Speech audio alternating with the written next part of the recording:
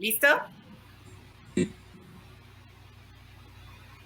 Bienvenidos a todos y todas a este día de conversaciones interesantes en el marco del Congreso de la Conferencia COVID-19 en las Américas. Antes que nada, una disculpa a todo el auditorio que estuvo esperando. Tuvimos algunos problemas técnicos que afortunadamente ya se resolvieron. Y también quiero por adelantado extender una disculpa a todos y también a nuestra panelista, la doctora María Isela Lantero. Ella es jefa del programa de ITS, VIH y hepatitis del Ministerio de Salud de Cuba, porque no fue posible hacer los ajustes técnicos para su conexión. Entonces ella no podrá acompañarnos el día de hoy. Pero quiero presentar al resto de nuestros panelistas y sin duda que el día de hoy tendremos un tema muy interesante a discutir, que es la adaptación de los servicios de VIH durante la pandemia de COVID-19. Para ello tenemos con nosotros a la doctora Andrea González, directora de las Clínicas Condesa en la Ciudad de México, investigadora honoraria del Instituto Nacional de Salud Pública de México. Tenemos también a Beto de Jesús. Él es nuestro Country Program Manager de AHF en Brasil, un activista por los derechos LGBT de toda su vida. Bienvenido, Beto. Tenemos también a la doctora Liliana Andrade Forero. Ella es nuestra Country Program Manager de AHF en Colombia. Ella es médico y es una luchadora social incansable por el derecho a la salud de todas las personas con VIH. Y finalmente, pero no menos importante, creo que muy importante, tenemos a la doctora Ana Isabel Nieto. Ella es la jefa del programa de ITS y VIH del Ministerio de Salud de El Salvador. Entonces, quiero dejar la palabra para comenzar con una primera ronda de presentaciones a la doctora Andrea González. Bienvenida, doctora. Muy buenos días y buenas tardes, a donde sea ya de tarde. Bueno, a partir de retraso vamos a tratar de acelerar pero aquí está. Bueno, ¿sí ven aquí la presentación? Sí se ve bien, ¿verdad, Pati?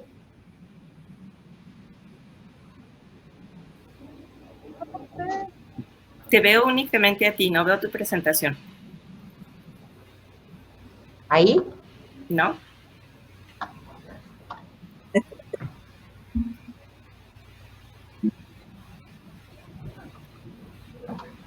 Okay.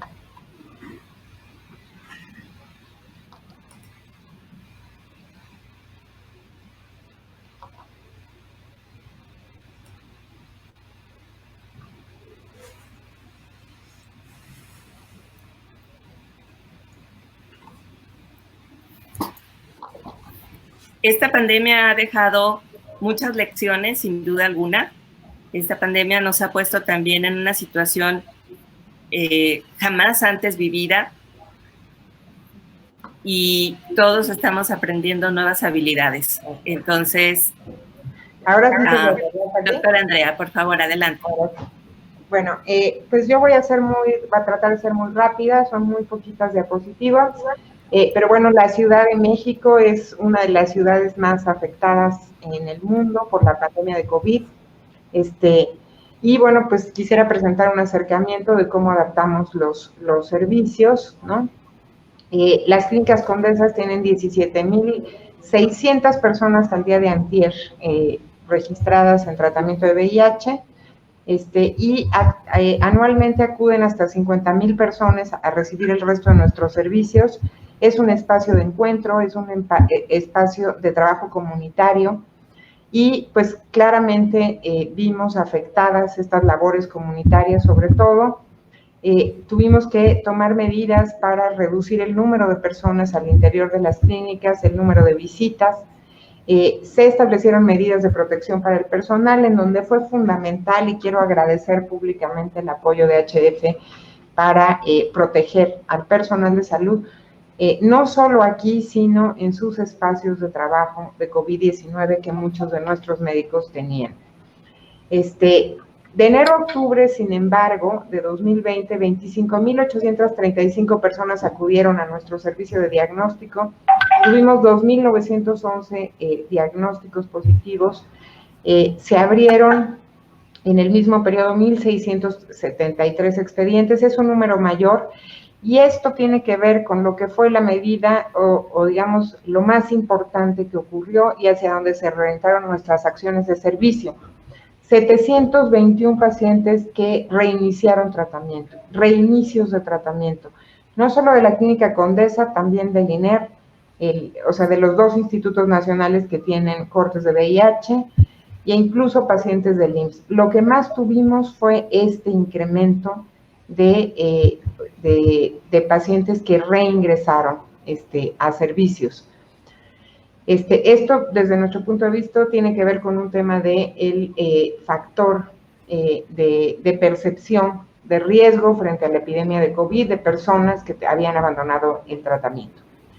Hemos impulsado un programa que se llama Telecondesa para ofrecer consultas médicas remotas para el seguimiento a las personas que cuentan con conectividad. Uno de los problemas que tenemos aquí es que no tenemos expediente electrónico.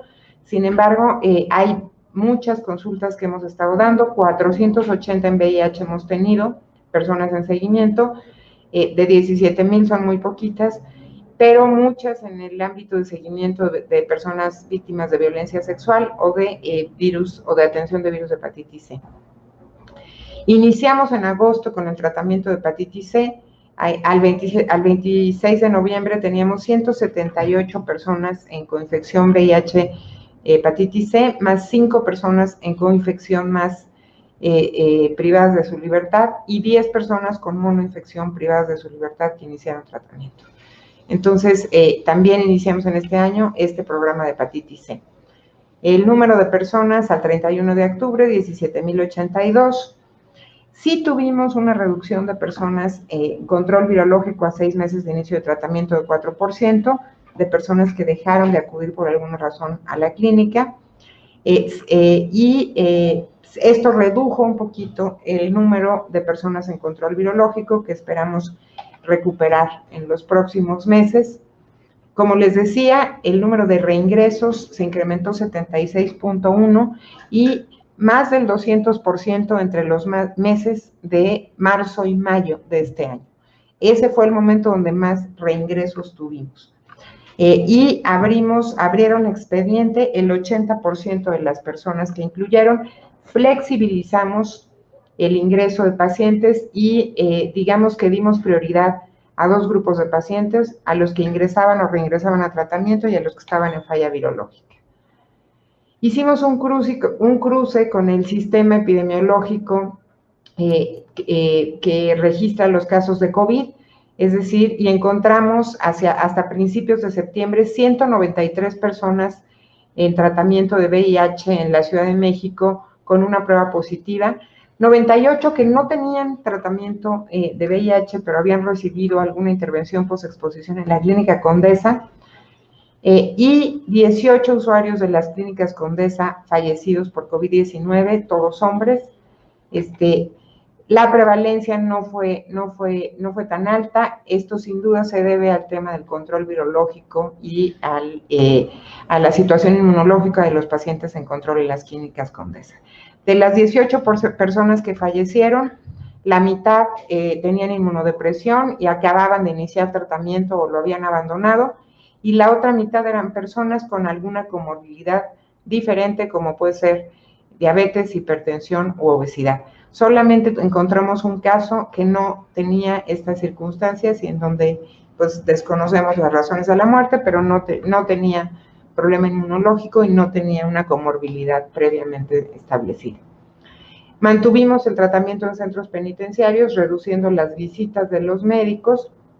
Sin embargo, no tuvimos problemas. Hubo un control de la epidemia en los centros penitenciarios de la Ciudad de México. Se registraron 2 defunciones de personas de reciente ingreso que no habían iniciado tratamiento antirretroviral, pero de las personas no tuvimos ningún problema.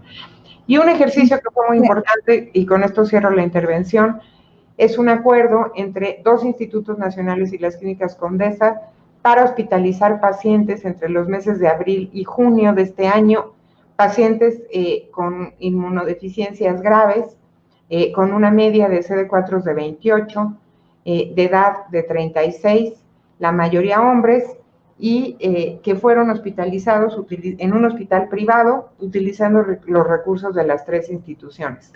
El impacto más importante de la pandemia, nuestros 18 usuarios que fallecieron y 4 personas muy importantes para la Clínica Condesa: Jaime Montejo, líder de Brigada Callejera; Flor Nájera, una activista muy importante que trabajó mucho en cárceles en la Ciudad de México; nuestro médico, Daniel Méndez; y Adelita López Lugo, la asistente de la coordinación. Estas 4 personas fallecieron en el marco de esta epidemia. Muchas gracias. Muchísimas gracias, doctora Andrea González. Muy impactantes los números y muy impactante toda la información que nos presentó. La región de América Latina acaba de llegar a la cifra de 13 millones de casos notificados de COVID-19 recientemente. Más de la mitad de estos casos están en un solo país, concentrados en un solo país, que es Brasil. Entonces quisiera que Beto de Jesús nos presentara cuáles son estas adaptaciones en los servicios de VIH que se tuvieron que llevar a cabo desde el inicio de la pandemia. Adelante, por favor.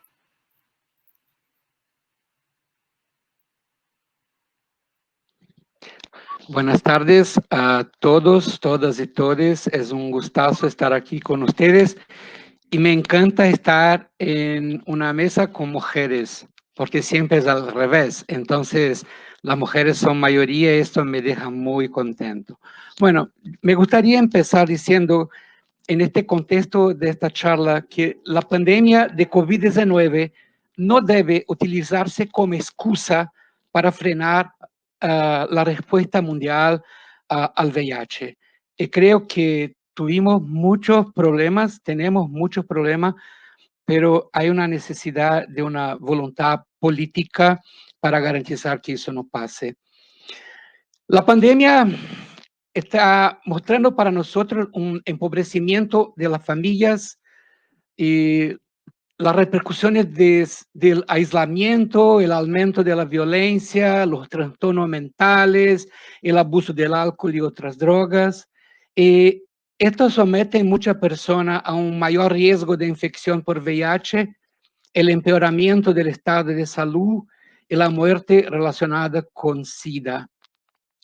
Bueno, datos del Ministerio de Salud de Brasil dice que el número de personas que comenzaron la terapia antirretroviral también disminuyó. De enero a mayo de 2020, el Ministerio registró un descenso de 17% en las pruebas en comparación con el mismo periodo del año pasado.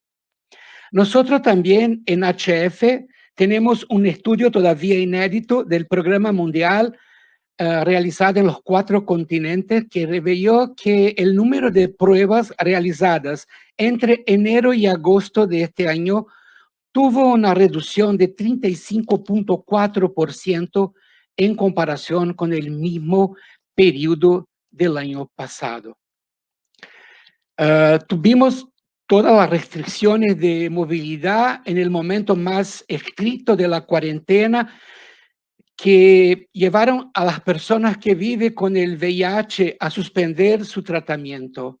Un estudio reciente del Imperial College de Londres muestra que todo este escenario podría aumentar la mortalidad por VIH-Sida en un 10% en los próximos 5 años en los países de ingresos bajos y medios, y Brasil está incluso allí. Un estudio de ONU-SIDA estima que para 2025 podrían producirse en todo el mundo hasta casi 300.000 nuevas infecciones por VIH y casi 150.000 nuevas muertes por SIDA. Los efectos también van a incluir la reducción de la distribución de condones, las pruebas de carga viral para vigilar a las personas en tratamiento, la disponibilidad de diagnósticos y medicamentos para otras infecciones de transmisión sexual y las comorbilidades relacionadas con VIH, por ejemplo, la cuestión de la tuberculosis. Esto requiere de nosotros soluciones urgentes que mantengan y aumenten el acceso a los servicios de VIH para las poblaciones claves, minimizando la posible exposición al COVID-19 y promoviendo la seguridad de los individuos. Deben apoyar el distanciamiento físico y la descongestión de las instalaciones sanitarias, pero de manera que respondan a las realidades actuales de las poblaciones más vulnerables. Brasil es uno de los pocos países que ha incorporado el autodiagnóstico, el autotest, la autoprueba en su sistema de salud. Es necesario estimular la distribución para su uso en poblaciones clave, cubriendo la brecha en los centros de salud que por diversas razones no están probando como deberían. Además, la telemedicina aprobada solo ahora debido a la pandemia, luchamos mucho en Brasil para que pasase eso, pero solamente con la pandemia el Consejo Federal de Medicina ha aprobado que es una herramienta importante para asegurar que no se interrumpan los tratamientos de VIH y otras ITS. Nosotros tenemos en Brasil, en Recife, una clínica que se llama Clínica del Hombre, que atiende hombres cis y hombres trans, una decisión porque queríamos empezar una discusión de la salud de los hombres que muchas veces no van a los servicios. Está ubicada en Recife y ella permaneció abierta incluso durante el pico de COVID-19. Nosotros hicimos un nuevo flujo con barreras sanitarias y protección para todo el equipo que trabaja en esta clínica y también para los clientes de la clínica. Lo que miramos es que hay necesidad, mismo después de la pandemia, de modernizar nuestro sistema de salud. No podemos perder la ventaja de oportunidad que fue ofrecer consultas virtuales. Tenemos que adelantar la entrega de medicamentos en el hogar, crear otras formas de entregar la TARF para los pacientes y también ampliar la validez de la prescripción de medicamentos contra el VIH. En Brasil, nosotros ya podemos hacer eso por 6 meses. Otro aprendizaje inestimable durante la crisis sanitaria fue la promoción de acciones solidarias por parte de las organizaciones de la sociedad civil, que son fundamentales para apoyar las poblaciones en situación de extrema vulnerabilidad. Desde el comienzo de la pandemia, HF ha invertido en Brasil más de 3 millones de reales en proyectos de ONGs en 17 estados para distribuir cesta de alimentos básicos y artículos de higiene a las personas que viven con VIH, las personas que usan droga, población de calle y personas más vulnerables LGBTQIA+. También es importante mencionar que HF Brasil estableció como prioridad en su plan de promoción de COVID-19 el apoyo a un proyecto de ley, que el proyecto 1462, que propone evitar el monopolio de los grandes laboratorios, garantizando vacunas, medicamentos y otros insumos para todos en tiempos de emergencias de salud pública. El asunto ahora está en la Cámara de Representantes, aún no ha sido sometido a votación. Es hora, por lo tanto, de recordar a nuestros dirigentes la ocasión de lo obvio, que ellos son pasajeros, pero los derechos de la salud pública de calidad y las políticas de asistencia a las poblaciones vulnerables inscritas en nuestra Constitución son permanentes. Bueno, eso, muchas gracias. Estoy acá para contestar las preguntas que tienen. Muchas gracias, Beto. Y bueno, definitivamente hablando de cómo las determinantes sociales han venido afectando a las poblaciones más vulnerables. Una de ellas, con la cual trabaja AHF y otras organizaciones en el mundo, pero que tiene muchísimos retos por enfrentar, es la población de los migrantes.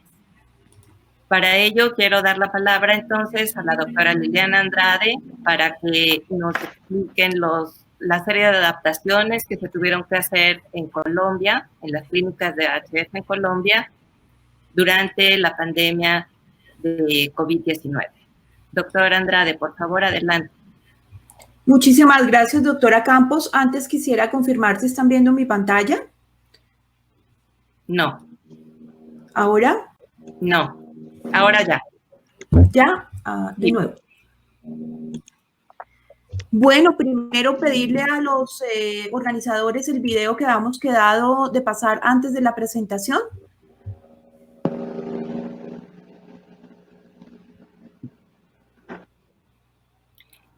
Doctora Andrade, creo que tenemos que ir directamente con su presentación, por favor.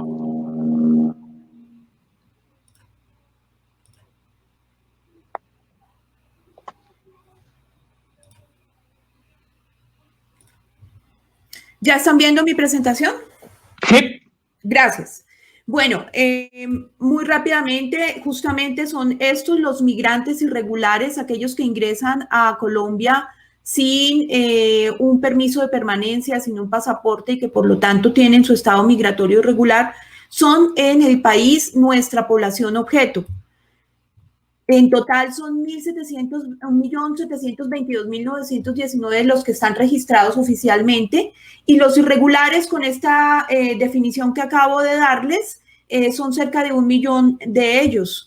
El paquete de atención que AHF Colombia presta para esta población es el que vemos a continuación, condones y educación para la prevención, y en este punto lo ofertamos a toda la población en general, colombianos, no colombianos, migrantes, no migrantes. Pruebas rápidas para VIH y sífilis, atención integral por un equipo interdisciplinario de salud, profilaxis y tratamiento de infecciones oportunistas, incluyendo tuberculosis, aunque no es directamente costeada por nosotros. Desafortunadamente para hepatitis B no estamos siendo capaces presupuestalmente de darle tratamiento a estas personas migrantes en situación irregular, el soporte nutricional, el tratamiento antirretroviral, el diagnóstico y seguimiento de los niños y niñas expuestos por vía materno-infantil, así como su fórmula láctea durante el primer año de vida y la profilaxis de este recién nacido expuesto durante las primeras 42 días de vida, los análisis de laboratorio clínico de inicio de atención, incluyendo CD4 y carga viral, entre otro listado largo de exámenes de laboratorio, y finalmente la gestión de la información estratégica tanto para las autoridades sanitarias locales para dejar rastro de la atención que se está dando a esta población, como para el mismo buró y el mismo cliente interno de AHF. Esta es la cascada del continuo de la atención de AHF Colombia a corte de octubre de 2020. Han sido más de 22.200 personas las que han sido tamizadas para VIH, en rojo los venezolanos, en verde los colombianos, con un porcentaje de positividad del 11%, entre colombianos cerca del 4% y entre venezolanos siempre ha estado por encima del 10%. Nos hemos quedado con el 84% de esta cohorte tamizada positiva. Los restantes hemos logrado afiliarlos al sistema de salud colombiano y vincular a los que ya estaban afiliados al mismo. Hemos logrado una retención del 83% de nuestros pacientes en la atención y de casi el 100% en el tratamiento antirretroviral. Esta última medición nos mostró que tenemos una carga viral indetectable en el 86% de nuestra cohorte. Recordando que ahorita, ya a diciembre de 2020, son 1.528 los pacientes que tenemos en tratamiento antirretroviral. Esta lámina lo que nos muestra es la situación frente a las mujeres embarazadas. Hemos tamizado 3.018 embarazadas para VIH, todas migrantes irregulares, y es muy, muy importante ver que la positividad entre ellas está en el 2.6%, cifra que es muy alta, 5 o 6 veces mayor que la cohorte colombiana, cuando en la cohorte colombiana de gestantes embarazadas de este país nunca ha sobrepasado el 0,5%. El porcentaje de transmisión materno-infantil lo tenemos en el 6%. Han nacido 61 bebés con nosotros. Hemos confirmado a 4 de ellos como positivos. Esta lámina nos muestra la positividad en gestantes versus el porcentaje de transmisión materno-infantil. El porcentaje de transmisión materno-infantil, la raya roja, la línea roja. Veamos cómo a través de los meses este año, durante el año 2020, arrancamos en un 11.8% y la última medición nos dio un 6%. Esto se explica porque estando cerradas las fronteras, las mujeres gestantes que antes acostumbraban a ir a parir en Venezuela, ahora lo hacen en Colombia, y afortunadamente se les otorga la atención de urgencia de su parto, que incluye todo el protocolo de profilaxis intraparto, incluyendo la cesárea. Pero si ustedes notan y analizan el porcentaje de positividad dentro de las embarazadas migrantes irregulares, arrancamos en 1,7 y ya vamos en 2,6. Hay que trabajar más fuertemente para que estas mujeres en edad reproductiva y también las gestantes reciban protección y prevención y no veamos estas cifras de positividad que tenemos. La capacidad de testeo y por lo tanto de encontrar nuevos pacientes se vio absolutamente disminuida. Vean ustedes el bache, el gap que tenemos, cuando en abril, mayo vimos casi reducida a 0, porque tuvimos incluso que cerrar nuestras clínicas, nuestros puntos de atención y de testeo, y dejamos de producir todos estos pacientes que ustedes ven aquí. Hicimos muchos ajustes, agendas online, asesoría online, atención virtual a los pacientes, y vemos como ya en el mes de julio, agosto, pues se vio recuperada la oferta de pruebas y asimismo la captación de nuevos pacientes para ingreso a tratamiento antirretroviral. Es importante tener en cuenta que la atención de estos pacientes en forma integral, específicamente los que son migrantes irregulares, procedentes de Venezuela, es completamente gratuita y está con un costeo completo por cuenta de AHF. Este es el porcentaje de diagnósticos de nuevo comparando entre los colombianos y los venezolanos. Casi todos los colombianos diagnosticados no conocían su diagnóstico previamente y entre un 15 a 17% de los venezolanos diagnosticados son también diagnósticos de nuevo. El resto ya conocían su diagnóstico previamente antes de salir, antes de migrar desde su país, lo que nos hace pensar que muy seguramente una de las causas de migración específicamente en este grupo de personas pudiera ser el tener una patología crónica como lo es el VIH. Esta es la comparación entre las personas retenidas en tratamiento versus la carga viral. Vean ustedes cómo en azul están las personas retenidas. Hemos logrado mantenerla. Hubo altibajos al principio de la pandemia, pero luego logramos estabilizarla. Y la carga viral sí hemos notado que está disminuyendo lentamente, pero sostenidamente. Desde un 90% de carga viral en nuestra cohorte que teníamos, estamos ahora en 86%. Y definitivamente, pues la principal causa es el inicio tardío del tratamiento. Entre más en el centro del país nos encontremos, como es la ciudad de Bogotá, donde diariamente estamos ingresando pacientes nuevos a nuestra cohorte, los estamos viendo cada vez más deteriorados, ¿no? Este es el porcentaje de pacientes inactivos. No ha sido mucha la inactividad que hemos notado, entendiendo como inactivos aquellos que llevan 91 días o 3 meses y un mes sin tener contacto de atención con nosotros. Son 336 personas las que se han declarado inactivas en el tiempo que llevamos en Colombia, pero es importante ver que el 41% de ellos hemos logrado afiliarlos al sistema de salud. Se han declarado como verdaderos abandonos el 36%, 10% han fallecido, 10% se han reubicado en otros países con AHF y un 1% nos ha dicho que desea quedarse a recibir el tratamiento en su país, puesto que les cuesta mucho migrar para buscar la atención. Un 2.5% de mortalidad que se ha mantenido estable durante todos los meses. La primera causa, tuberculosis, en total han fallecido 37 personas. Se aumentó un poquito la mortalidad durante los meses de mayo y junio, pero de resto se ha mantenido estable, no han fallecido más pacientes. Y el porcentaje de coinfección TB-VIH que tenemos es también estable entre el 1.2 y el 1.6%, la última medición en 1.5. En este mapa vemos dónde viven nuestros pacientes. 744 de ellos viven en el lado venezolano y 723 actualmente a corte de 31 de octubre viven en el lado colombiano. Cada vez que actualizamos este mapa aparece un departamento más del lado de Colombia. Nos quedan solamente 4 estados de Venezuela por tener al menos un paciente que viva allí. Estamos ofertando atención en Cúcuta, en La Guajira, en el norte del país, en Valledupar, en Bogotá, en Casanare y en Bucaramanga. Y pues esta foto es simplemente para compartir con ustedes mi gran preocupación. Yo no veía estas fotografías de sarcomas de Kaposi de todas las especies y en todas las ubicaciones geográficas anatómicas antes de que estuviera en África, y en los últimos 3 meses estamos viendo muchos sarcomas de Kaposi con mucha desnutrición, como ustedes lo pueden ver, especialmente en el interior del país, en la ciudad de Bogotá específicamente. Bueno, por todos y ellas, ellos y ellas, todos estos bebés que han nacido con nosotros, 61 de ellos, agradecemos mucho todo lo que se puede hacer por ellos para mejorar su calidad y cantidad de vida y evitar la mortalidad para ellos. Muchísimas gracias. Muchas gracias, doctora Liliana. Muchas gracias. Realmente emotivo y también preocupante su presentación.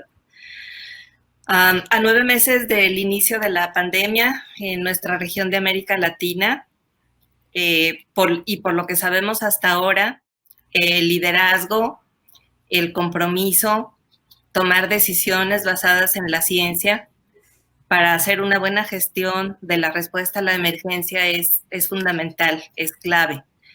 Y justamente por eso pedimos a la doctora Ana Isabel Nieto que nos compartan la experiencia que han tenido desde la dirección del Departamento de ITS y VIH del Ministerio de Salud de El Salvador. Doctora Nieto, por favor.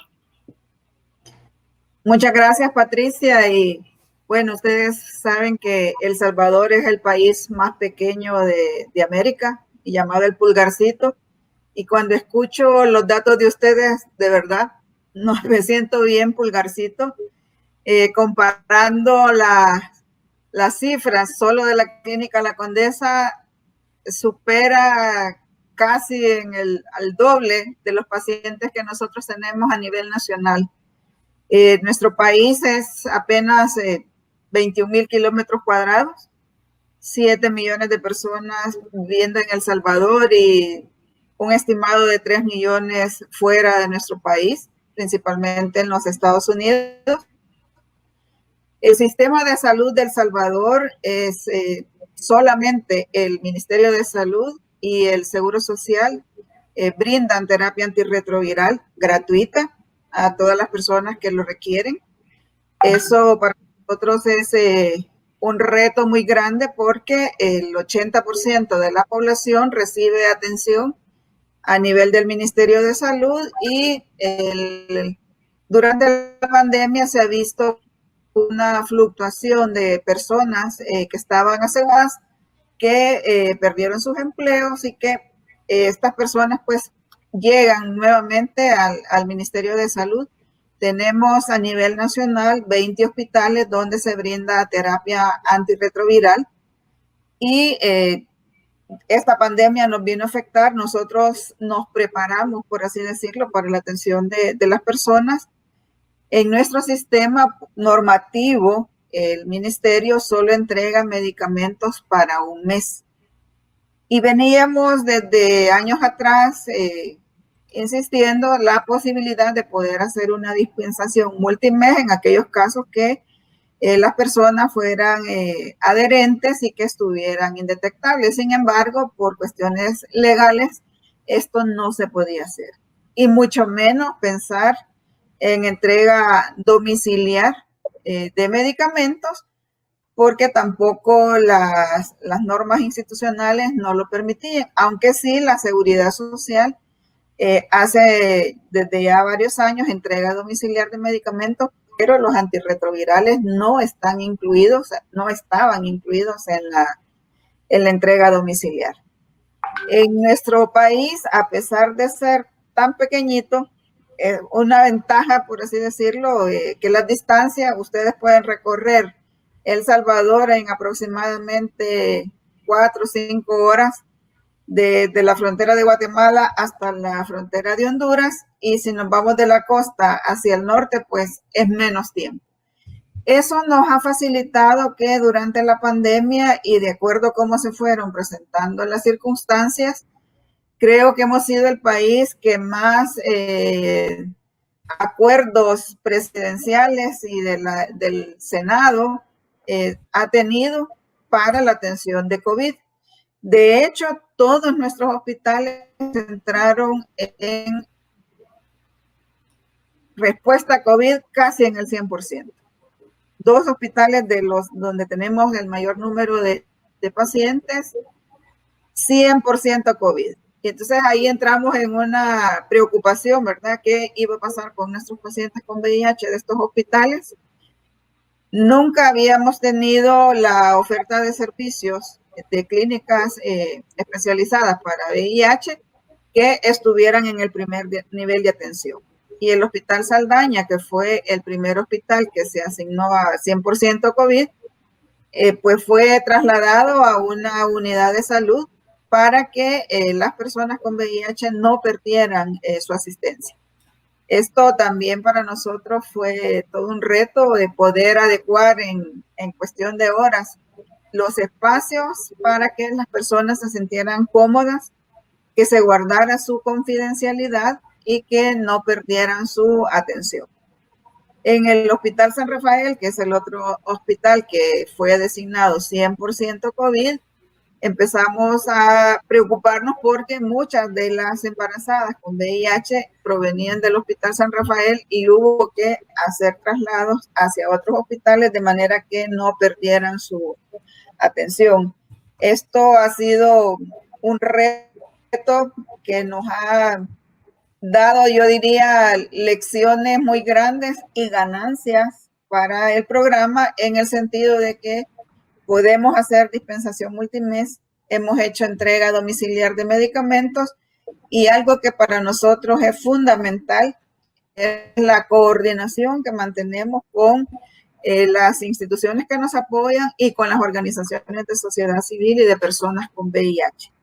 Porque sin este concurso habría sido imposible dar una respuesta efectiva a las personas con VIH. De hecho, AHF nos apoya en el Hospital Saldaña, en el Hospital de Sonsonate, Cojutepeque, y también logramos que con las organizaciones de sociedad civil que trabajan en coordinación con AHF pudiéramos llevar medicamentos a zonas rurales tremendamente alejadas de los hospitales donde reciben atención. Y eso ha sido una ventaja, digamos, dentro del manejo de la epidemia.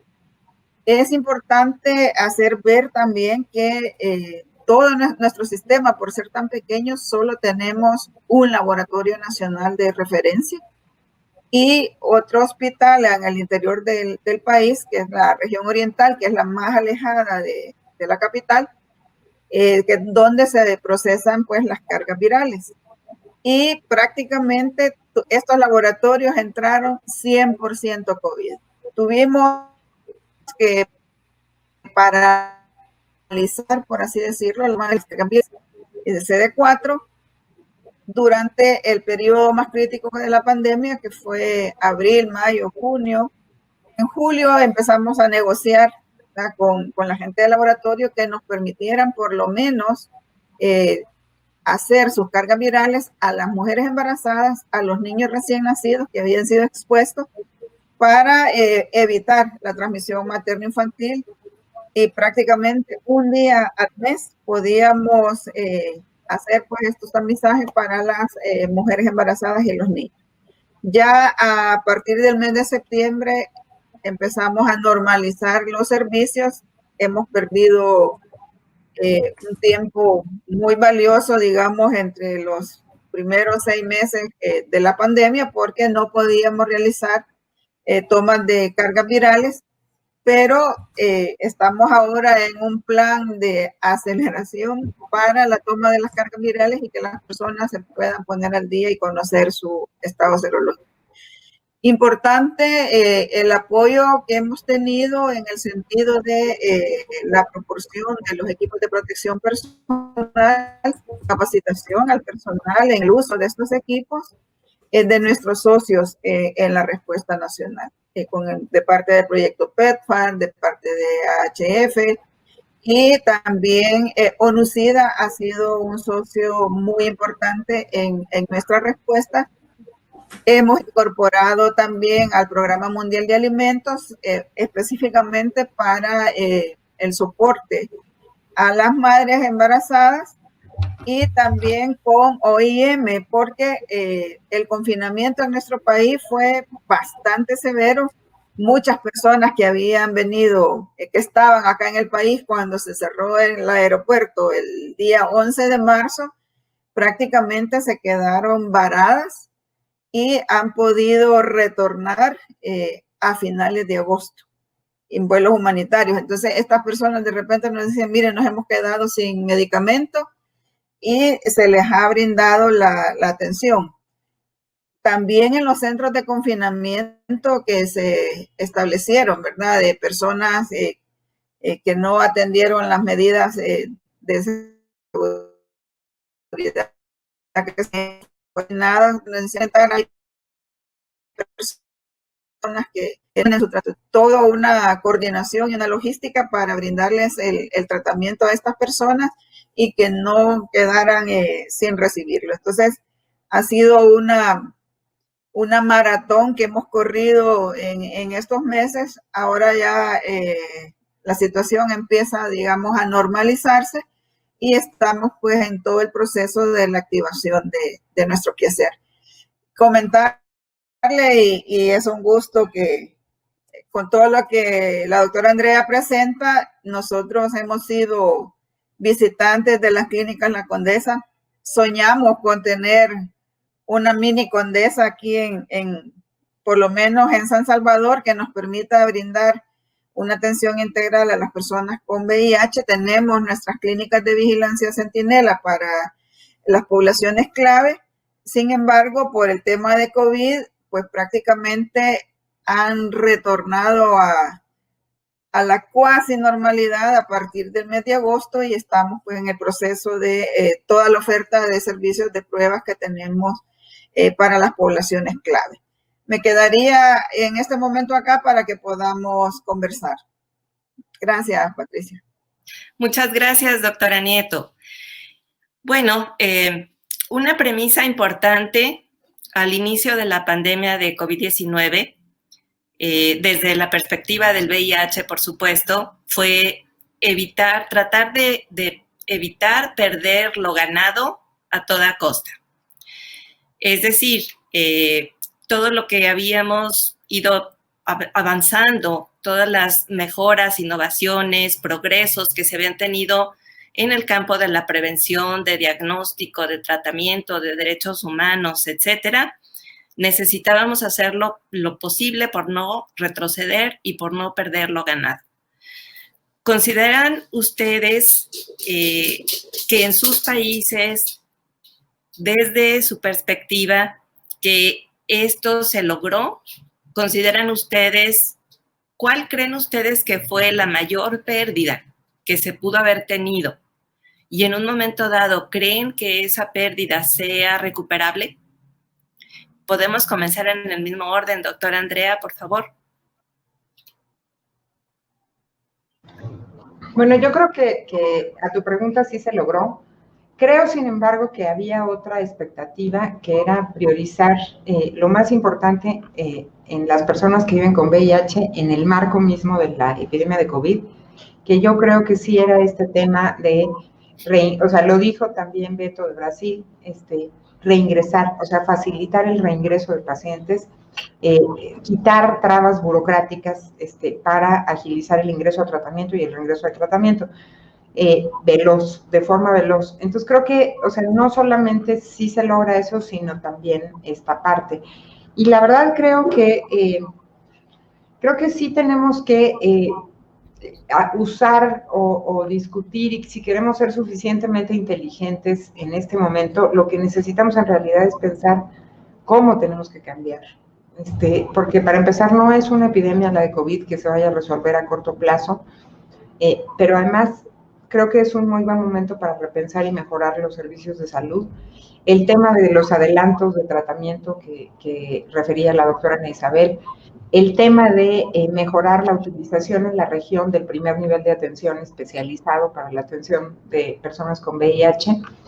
Y bueno, la parte que me queda como una necesidad muy importante es cómo vamos a ampliar la cobertura de prevención a partir de que tenemos que reducir la presencia en sitios de salud de las poblaciones clave, que era la parte de la que hablaba Beto. O sea, me parece que ese es un gran reto, pero que para poder llevar a cabo esos servicios sí necesitamos que las personas en control biológico que tienen VIH y reciben antirretrovirales reduzcan la utilización de los espacios de servicio. Muchas gracias, doctora Andrea González. Beto, desde la perspectiva en Brasil, ¿qué nos puedes comentar? Hola, bueno, yo pienso que tuvimos muchos problemas acá y seguimos con ellos. El Ministerio de Salud de Brasil no está enfrentando COVID como debería enfrentar. Nosotros tenemos 6 millones de PCR parados en el aeropuerto que van a vencer en enero. Ahora, 6 millones de pruebas. Entonces, bueno, está afectando todo. Mira que el propio ministerio ya dice que desde 7% bajaron la cuestión de la prueba en los mismos periodos de este año, el año pasado. Yo creo que la pandemia de COVID para mí ha como desvelado, ha mostrado todos los problemas que tenemos y que muchas veces no hablábamos sobre el sistema de salud que tenemos, ¿no? Es una cuestión muy fuerte porque el sistema de salud de Brasil, el sistema único de salud, es un sistema que nosotros defendemos por años. Es un logro en nuestra constitución, pero por ahora la cuestión de la privatización del sistema de salud por parte del gobierno federal va a meter muchas personas que viven con VIH y con otras comorbilidades en situación muy, muy complicada.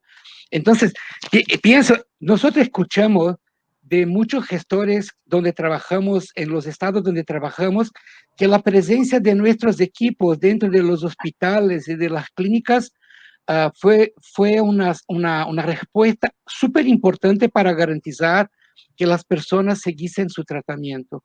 Yo tengo mucha duda. Pienso que nosotros no vivimos en Brasil todavía la peor situación. Yo tengo un poco de miedo para lo que viene en los próximos meses.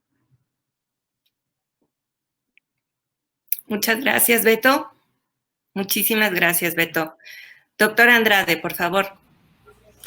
Bueno, en nuestro caso yo creo que logramos mantener, como pude explicarles, los indicadores de calidad, logramos evitar más mortalidad, logramos mantener la carga viral, hicimos los ajustes y de hecho nuestros puntos de atención son clínicas del nivel primario de atención, ¿no? Todos nuestros médicos y el equipo interdisciplinario son del nivel primario, son médicos generales formados en VIH y esto llamó la atención del resto del país, dado que hay un malentendido. Yo creo que Colombia no se queda atrás de que la atención en VIH debe ser por el súper especialista en infectología, ¿no?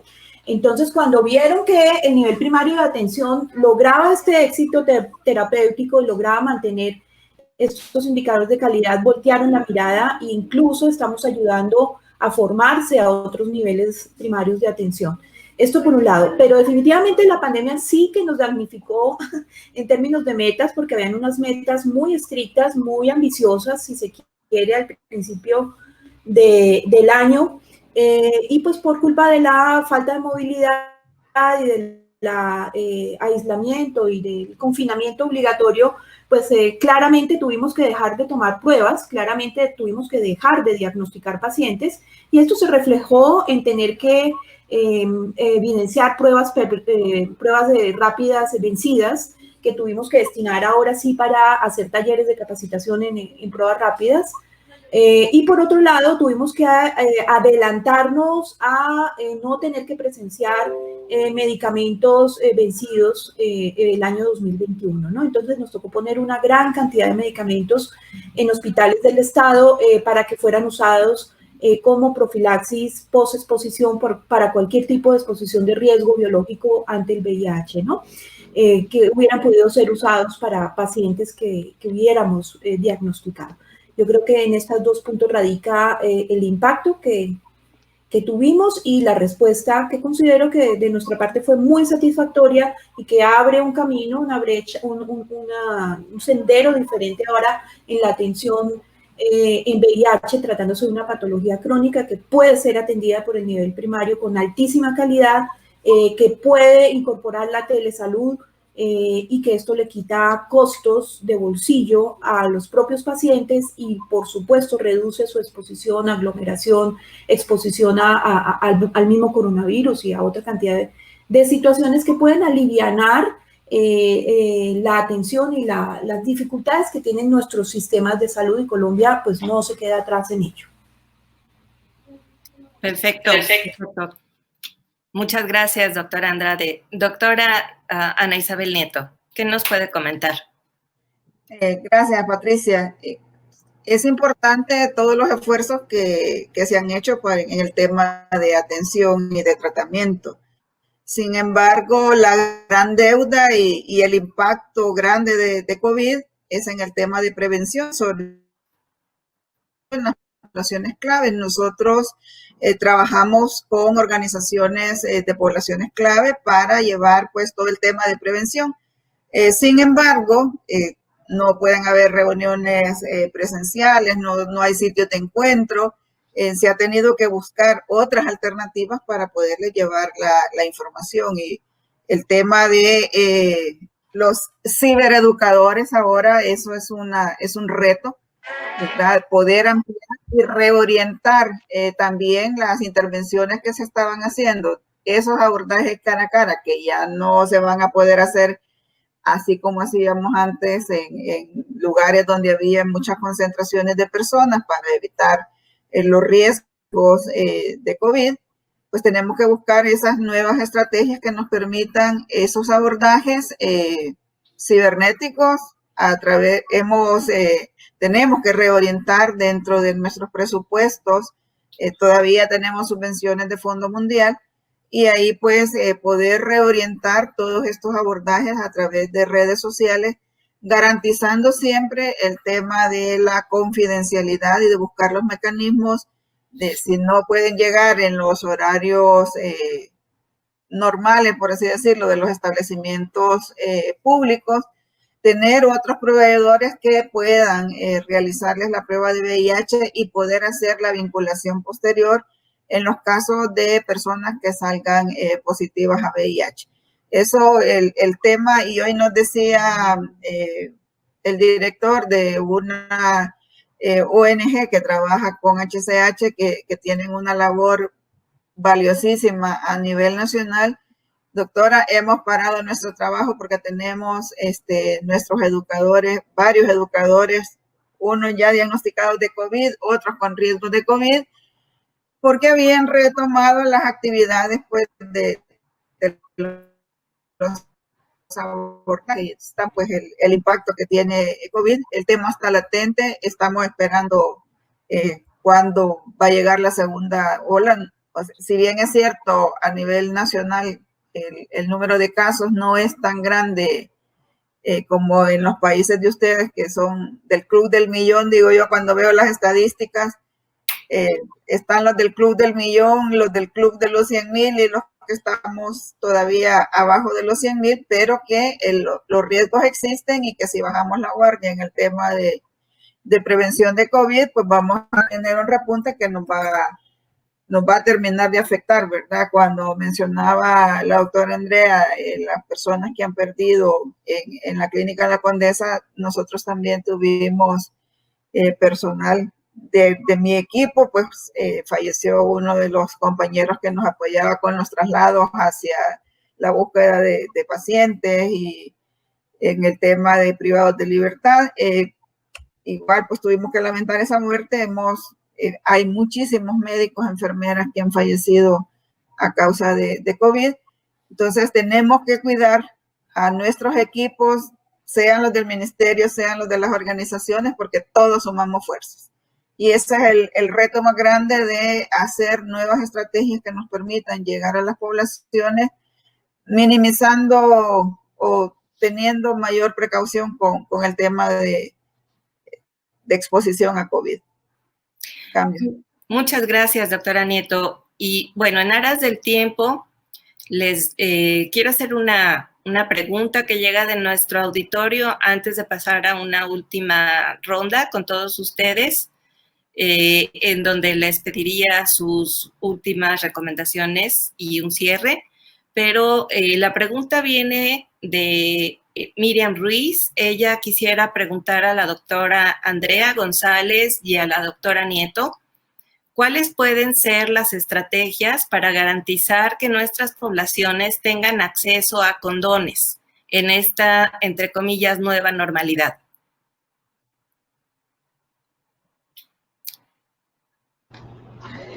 Desde mi punto de vista, la única manera de lograr esta estrategia, en primer lugar, tiene que ver con, insisto, tiene que haber una coparticipación. O sea, es decir, pedir que los servicios se mantengan y no se modifique nada es absolutamente irreal. Desde mi punto de vista, insisto en que las personas positivas en control virológico con tratamiento antirretroviral deben reducir el uso de los sitios de atención de tal manera que podamos incrementar, como decía la doctora Ana Isabel, el ingreso a tratamiento, las personas que requieren atención médica y los servicios de prevención. No podemos hacerlo todo, o sea, tenemos que reducir algo. Y no tiene que ver con un tema financiero, o sea, es decir, tiene que ver con un tema de mantener seguro al personal y de mantener seguros a los usuarios de los servicios. Entonces, creo que en la estrategia de los condones tiene que ver con eso y con una capacitación en la mejor manera de distribuir condones es comunitaria y efectivamente la parte comunitaria está muy lastimada. Y creo que, sin embargo, las organizaciones civiles, cuando menos en México, han seguido haciendo este trabajo y creo que lo que es muy importante es la capacitación para la prevención de COVID de estas organizaciones. Esto lo hemos hecho mucho en la Ciudad de México para poder mantener el acceso a las poblaciones más vulnerables. Doctora Nieto. Sí, gracias. Bueno, en el tema de suministro, creo que también el COVID nos afectó enormemente, no solamente en el tema de medicamentos antirretrovirales de pruebas, sino que también en el tema de los condones y lubricantes. Nosotros tuvimos un atraso, bueno, lo que usualmente se lleva 9, 10 meses, prácticamente fue entregado en 18 meses, ¿verdad? Hemos tenido desabastecimiento de condones precisamente por todo este tema de logística internacional y creo que muchísimos países han pasado por esto. Y sí, digamos, estas estrategias para combinar el trabajo entre las organizaciones de la sociedad civil y los establecimientos de salud, donde atendemos a las poblaciones clave y ordinariamente en nuestro país el tema de condones lo miran como tema de planificación familiar y no es solamente planificación, ¿verdad? Entonces las personas, los usuarios, principalmente las trabajadoras sexuales que son las que están mejor organizadas, pues hacen un uso, diría yo, más racional de los recursos, porque también se da de todo, ¿verdad? De repente tenemos quejas, miren, ahí andan vendiendo los condones se entregan en forma gratuita, entonces también tenemos que optimizar, ¿verdad? El uso de los recursos para que podamos cubrir una mayor cantidad de población. Pero sí, en el tema de logística es un reto depender, por así decirlo, de un solo proveedor a nivel local, ¿verdad? Un proveedor que nos puede dar precios sumamente cómodos y garantizar también la calidad de los insumos. Muchas gracias, doctora Nieto. Muchas cosas todavía nos faltan por aprender, muchos retos tenemos enfrente, uso de la tecnología, la atención centrada en las necesidades de nuestros usuarios, la telemedicina, y quisiera pedirles, por favor, una última ronda, pero esta va a ser más retadora, porque quiero pedirles en una sola palabra de qué nos podemos agarrar, cuál sería esa luz de donde podemos basar el trabajo que tenemos todavía por enfrente y todos los retos que tenemos que vencer. Una sola palabra, por favor. Doctora Andrea. Bueno, soy muy mala para eso, para ese tipo de cosas, pero te la digo en dos. O sea, creo que tiene que ver muchísimo con la integración y la solidaridad de nuestras comunidades. Muchas gracias, muy claro. Beto, estás en mute, Beto. Yo creo que es comunidad y solidaridad también, para mí. Es como volver al tiempo del inicio de la pandemia. Gracias. Doctora Andrade.